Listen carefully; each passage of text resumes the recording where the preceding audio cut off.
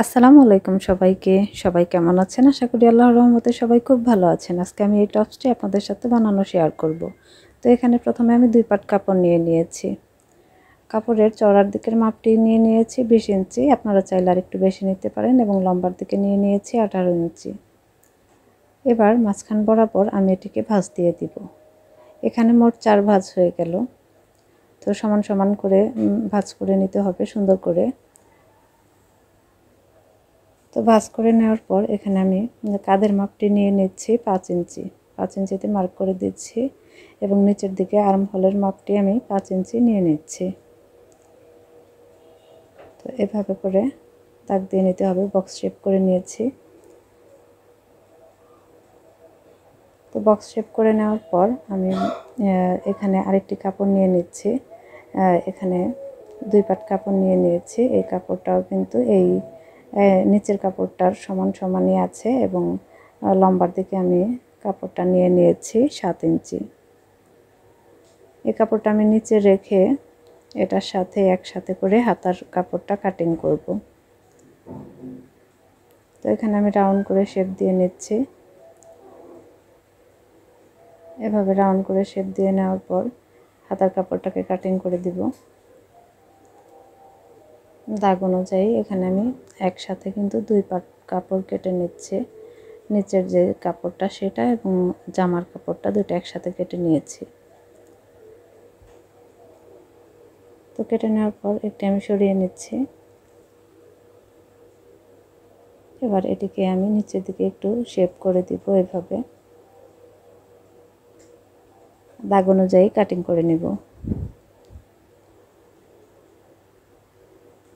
দাগ অনুযায়ী সুন্দর করে কাটিং করে নিতে হবে এবং নিচের দিকে যে কোনা হয়ে গিয়েছে এখানে আমি একটু রাউন্ড শেপ করে কেটে নেব, যাতে সেলাই করার পর কোনাকুনিটা না বোঝা যায়। তো এখানে রাউন্ড শেপ করে নিয়েছি। এবার বডি পার্টের সাথে কিন্তু আমি হাতার কাপড়টি লাগিয়ে নিব। তো দেখুন কাপড়টি মেলে নিচ্ছি। আমি এক পাট করে নিয়েছি এবং এটির সোজা সাইড ভিতরের দিকে রেখে উল্টো সাইড আমি এভাবে জয়েন করে নিব এবং অপর কাপড়টি নিয়েও আমি একইভাবে উল্টো সাইড এখানে মিলিয়ে জয়েন করে নিব।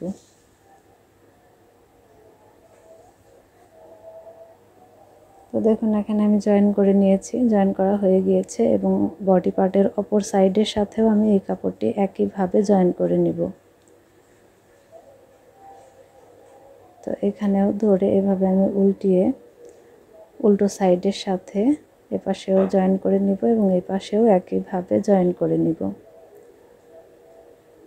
তো এখানে সুন্দর করে সেলাইটি দিয়ে নিতে হবে। সেলাই দিয়ে নিয়েছি। দেখুন সেলাই দেওয়ার পর আমার কিন্তু বডি পার্ট আর হাতা পার্ট একসাথে হয়ে গিয়েছে। এবার আমি এখানে 1 ইঞ্চি পরিমাণ কাপড় নিয়ে ভাঁজ দিয়ে নিব।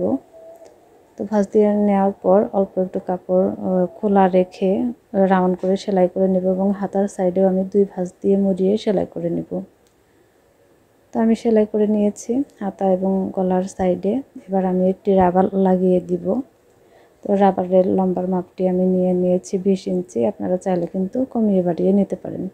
একটি সেফটি পিনের সাহায্যে এটিকে আমি এখান দিয়ে ঢুকিয়ে নিচ্ছি।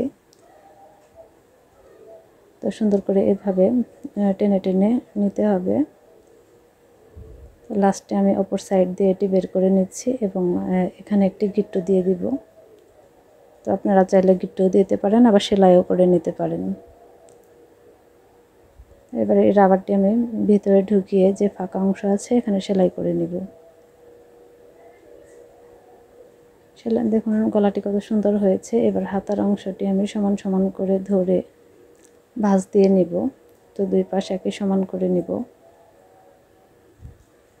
সমান করে নেওয়ার পর হাতার সাইড থেকে ধরে 1 ইঞ্চি ভিতর দিয়ে আমি দাগ দিয়ে নিব।